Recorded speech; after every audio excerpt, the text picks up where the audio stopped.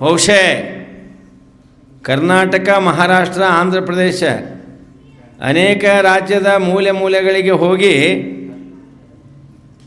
ಮಲಗಿದವರನ್ನು ಎಚ್ಚರಿಸುವ ಹಾಗೆ ಇವತ್ತು ಹಳ್ಳಿ, ಪಟ್ಟಣ, ನಗರ, ಪ್ರಾಂತ ಪ್ರದೇಶಗಳೆನ್ನದೆ ಪ್ರತಿಯೊಬ್ಬರ ಹೃದಯದೊಳಗೆ ಪ್ರವಚನದ ಘಂಟೆಯನ್ನು ಬಾರಿಸಿ ನಿಮ್ಮೆಲ್ಲರಿಗೆ ಏನಂತ ಕೇಳಿದರೆ ಜ್ಞಾನದ ಬೆಳಕನ್ನು ಚೆಲ್ತಕ್ಕಂಥ ವ್ಯಕ್ತಿಗಳು ಯಾರೇ ಆಗಿದ್ದರೆ ಇವರೇ ಅನ್ನದಾನ ಶಾಸ್ತ್ರಿಗಳಂತಕ್ಕಂಥವ್ರು. ಅವರು ಅನ್ನದಾನ ಶಾಸ್ತ್ರಿಗಳು ಹೌದು.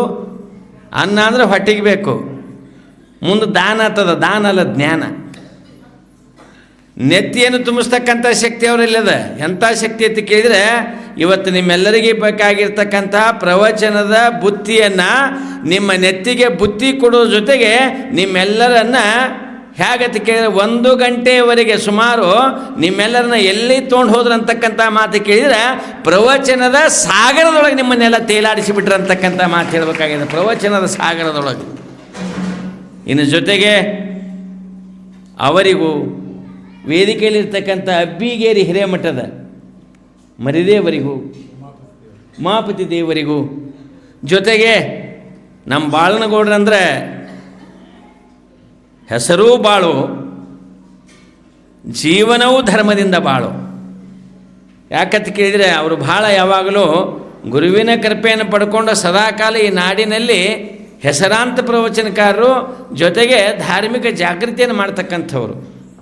ಬಾಳನಗೌಡ ಪಾಟೀಲರ ಮೊದಲು ಮಾಡಿಕೊಂಡು ಇಲ್ಲಿಯ ಪರ್ಯಂತರವಾಗಿ ನಿರೂಪಣೆಯನ್ನು ಭಾಳ ಸುಂದರವಾಗಿ ಮಾಡಿರ್ತಕ್ಕಂಥ ಹಿಪ್ಪರಿಗೆ ನಮ್ಮ ಶಿಕ್ಷಕರಾಗಿರ್ತಕ್ಕಂಥ ಸಂಸ್ಕೃತವಂತರು ಮಲ್ಲು ಪೂಜಾರಿ ಅವರೇ, ಮಲ್ಲು ಶಿಕ್ಷಕರವರೇ, ಸೇರಿರ್ತಕ್ಕಂಥ ಎಲ್ಲ ತಾಯಂದಿರೇ, ಮಾತೆಯರೇ, ಹಿರಿಯರೇ, ಗಣ್ಯಾತಿ ಗಣ್ಯರೇ, ತಮ್ಮೆಲ್ಲರಿಗೆ ಸದಾಕಾಲ ಗುರುವಿನ ಕೃಪೆ ಇರಲಿ ಅಂತಕ್ಕಂಥ ಮಾತನ್ನು ಗುರುವಿನಲ್ಲಿ ಪ್ರಾರ್ಥಿಸಿ ಏನು ಕಾರ್ಯಕ್ರಮ ವಿಚಾರಗಳನ್ನು ತಮ್ಮೆಲ್ಲ ಮನಮುಟ್ಟುವ ಹಾಗೆ, ಹೃದಯ ತಟ್ಟುವ ಹಾಗೆ, ನಿಮ್ಮೆಲ್ಲರಿಗೂ ಅದನ್ನು ಹೇಗತಿ ಕೇಳಿದ್ರೆ ಅವ್ರನ್ನ ಪ್ರವಚನ ಕೇಳ್ದಂಗೆ ಇನ್ನೊಂದು ಸ್ವಲ್ಪ ಕೇಳಬೇಕಂತಕ್ಕಂಥ ರುಚಿ ಅವ್ರ ಪ್ರವಚನ. ಅವ್ರು ಹೆಂಗತಿ ಕೇಳಿದ್ರೆ ಮಾತುಗಳು ಸಿಹಿಸಿ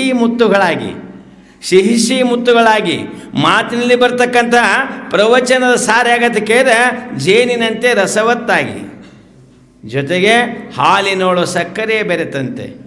ಅವ್ರು ಹೇಳ್ತಕ್ಕಂಥ ಪ್ರವಚನದ ಸಾರ ನಿಮಗೆ ಹೇಗಾಗಿದೆ ಅಂತ ಕೇಳಿದ್ರೆ ಎಷ್ಟು ಕುಡಿದ್ರೂ ಇನ್ನೂ ತೃಪ್ತಿ ಇಲ್ಲ, ಇನ್ನೊಂದು ಸ್ವಲ್ಪ 1 ತಾಸು ಅವರೇ ಹೇಳಬೇಕಂತಕ್ಕಂಥ ಭಾವ ನಿಮ್ಮಲ್ಲಿ ಅದ ನೋಡ್ರಿ. ಎಲ್ಲರೂ ಚಪ್ಪಾಳೆ ಹೊಡೆದ್ರು.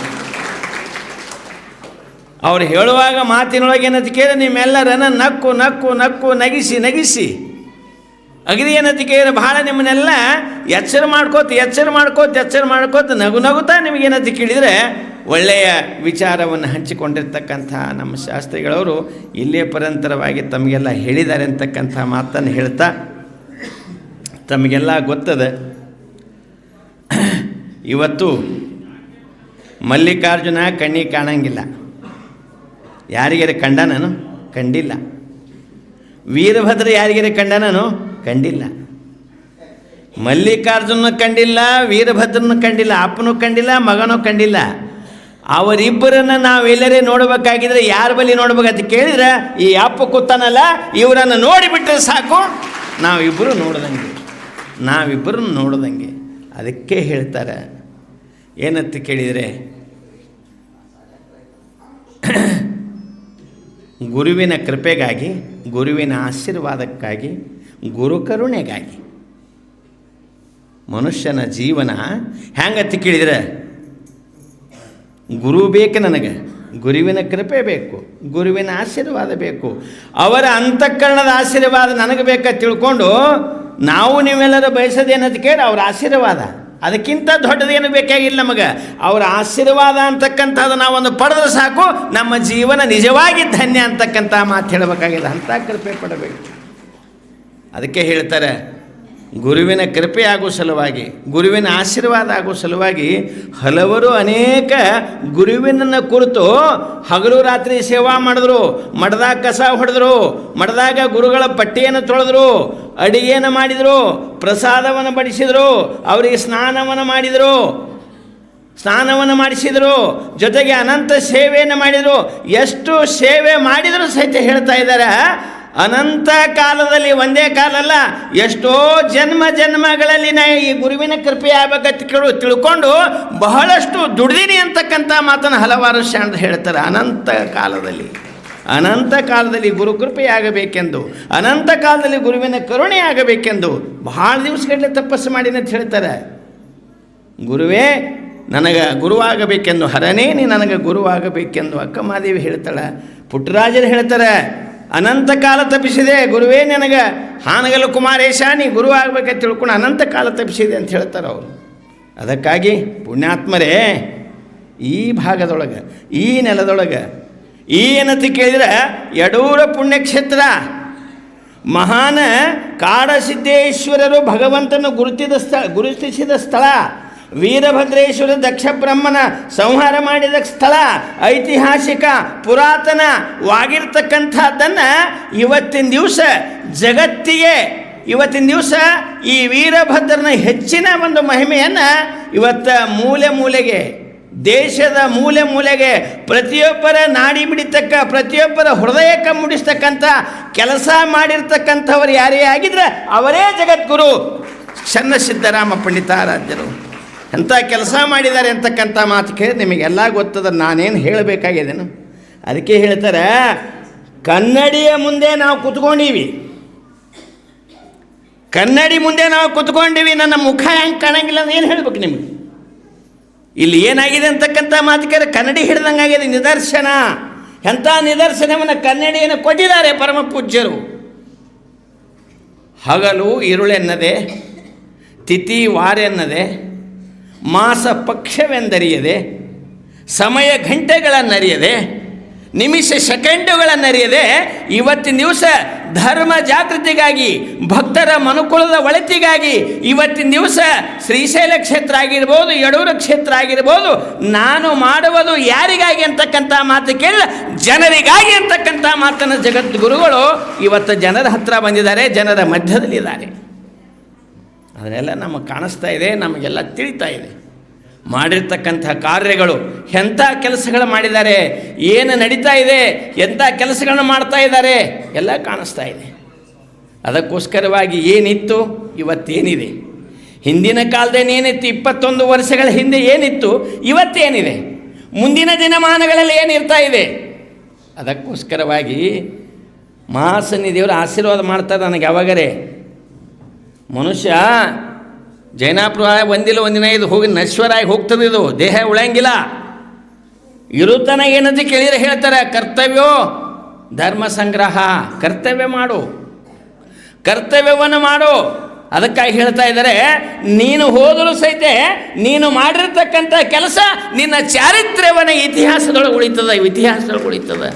ಅದಕ್ಕಾಗಿ ಪರಮ ಪೂಜ್ಯರು ಇವತ್ತಿನ ದಿವಸ ಜಗದ್ವ್ಯಾಪಕವಾಗಿ ಅನೇಕವಾಗಿರ್ತಕ್ಕಂಥ ಕಾರ್ಯಗಳನ್ನು ಮಾಡೋದ್ರ ಜೊತೆಗೆ, ಜನಹಿತವನ್ನು ಬಯಸೋದ್ರ ಜೊತೆಗೆ, ಜಾತಿ ಇಲ್ಲ, ಮತ ಇಲ್ಲ, ಪಂಥ ಇಲ್ಲ, ಕುಲ ಇಲ್ಲ, ವರ್ಣ ಇಲ್ಲ, ಲಿಂಗಭೇದ ಇಲ್ಲ, ಎಲ್ಲರೂ ನನ್ನವರಂತಕ್ಕಂಥ ಭಾವನೆ ಇಟ್ಟುಕೊಂಡು ಜಗದ್ಗುರುಗಳು ಹಸನ್ಮುಖಿಗಳಾಗಿ, ಸರಳ ಹೃದಯದ ಸಾಕಾರ ರೂಪವಾಗಿ, ಸರಳ ಹೃದಯದ ಮಲ್ಲಯ್ಯನ ಸ್ವರೂಪವಾಗಿ ಇವತ್ತಿನ ದಿವಸ ಎಲ್ಲರನ್ನ ಕರೆದು ಅವರಿಗೆ ನಿಜವಾಗಿರ್ತಕ್ಕಂಥ ಧರ್ಮೋಪದೇಶ, ಜ್ಞಾನೋಪದೇಶ, ಒಳ್ಳೆಯ ಶಿಕ್ಷಣ, ಅನ್ನದಾಸೋಹ ಎಲ್ಲ ಮಠಗಳಲ್ಲಿ ನಡೆಸ್ತಾ ಇದ್ದಾರೆ.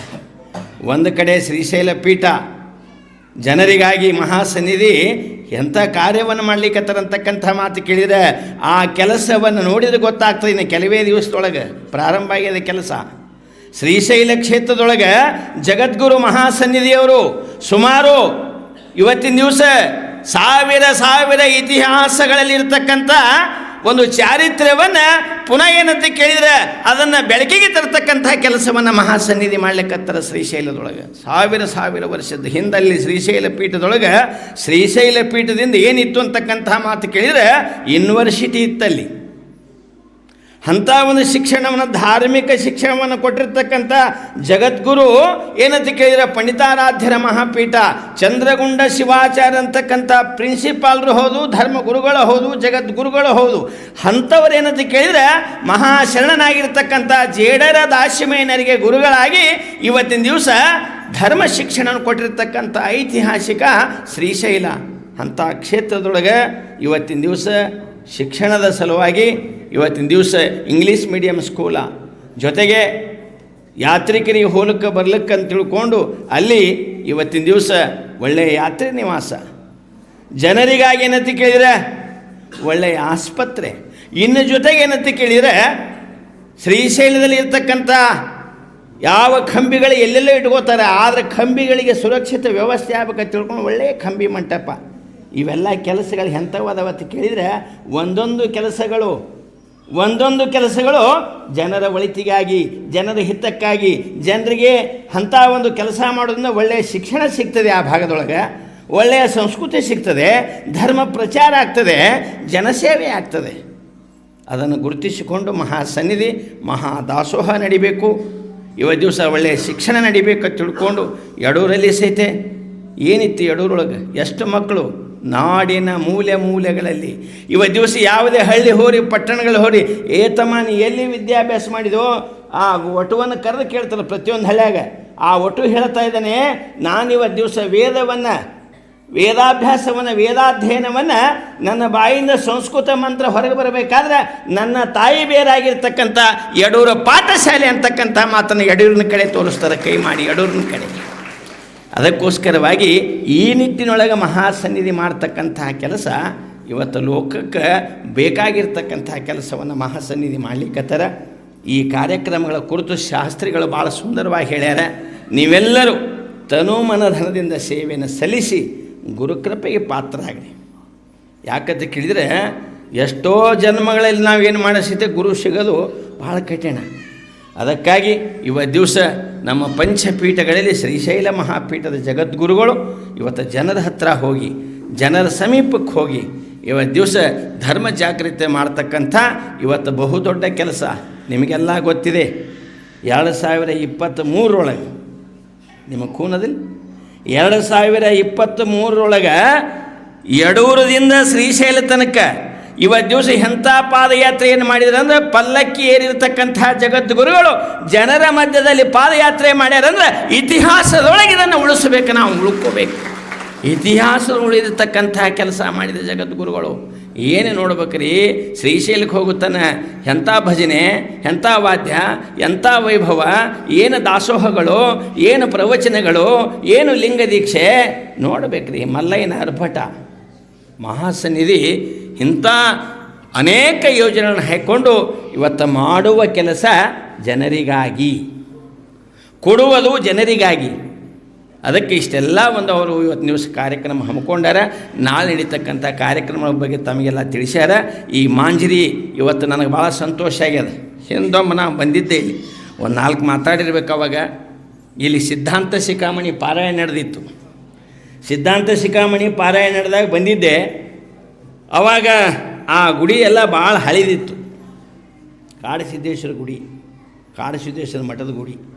ಈಗ ನೋಡಿದ್ರೆ ಏನಾಗಿದೆ ಅಂತ ಕೇಳಿದರೆ ಇವತ್ತಿಷ್ಟು ಸುಂದರವಾಗಿ ಮಾಡಿರಿ, ಇಷ್ಟು ಸುಂದರ ನಿರ್ಮಾಣ ಮಾಡಿರಿ. ಊರಿಗೊಂದು ಮಠ ಇರಬೇಕು. ಮಠ ಇತ್ತಂದ್ರೆ ಜನರಿಗೆ ಏನಂತ ಕೇಳಿದರೆ ಭಕ್ತಿಯನ್ನು, ಜ್ಞಾನವನ್ನು, ವೈರಾಗ್ಯಗಳನ್ನು ಇವತ್ತು ಇಂಥ ಶಿವಾನುಭವ ಮಾಡೋದ್ರಿಂದ ನಿಮಗೆಲ್ಲ ಜ್ಞಾನದ ವಿಚಾರಗಳು ತಲೆಯಲ್ಲಿ ತುಂಬ್ತಾವೆ. ವಿಶೇಷವಾಗಿ ತಿಂಗಳಿಗೊಮ್ಮೆ ನಡೆದು ಅಂತ ಹೇಳಿದ್ರೆ ನಮ್ಗೆ ಭಾಳ ಸಾಹೇಬರು ತಿಂಗಳಿಗೊಮ್ಮೆ ಮಾಡ್ಲಿಕ್ಕತ್ತೀವಿ ಅಂತ ತಿಳ್ಕೊಂಡು ಭಾಳ ಸಂತೋಷ ತಂದದ. ಅದಕ್ಕಾಗಿ ಮಹಾಸನ್ನಿಧಿ ಪ್ರತಿ ತಿಂಗಳ ಬಂದು ತಮಗೆಲ್ಲ ಆಶೀರ್ವಾದ ಮಾಡ್ತಾರೆ. ನೀವೆಲ್ಲ ಕೂತ್ಕೊಂಡವರು ನಾಳೆ ನಡೀತಕ್ಕಂತಹ ಕಾರ್ಯಕ್ರಮ ಇದು ಯಾರ ಕಾರ್ಯಕ್ರಮ? ನಿಮ್ಮ ಕಾರ್ಯಕ್ರಮ. ಇದು ಯಾರ್ದು? ನಿಮ್ಮ ಕಾರ್ಯಕ್ರಮ. ಅದಕ್ಕಾಗಿ ತಾವೆಲ್ಲರೂ ಅತಿ ಹೆಚ್ಚಿನ ಸಂಖ್ಯೆಯಲ್ಲಿ ಸೇವೆಯನ್ನು ಮಾಡಿ ಗುರುವಿನ ಕೃಪೆಗೆ ಪಾತ್ರರಾಗಿರಿ ಅಂಥೇಳಿ 2 ಮಾತಿಗೆ ವಿರಾಮ ಕೊಡ್ತೀನಿ. ಓಂ ಶಿವಾಂ ಭಯ.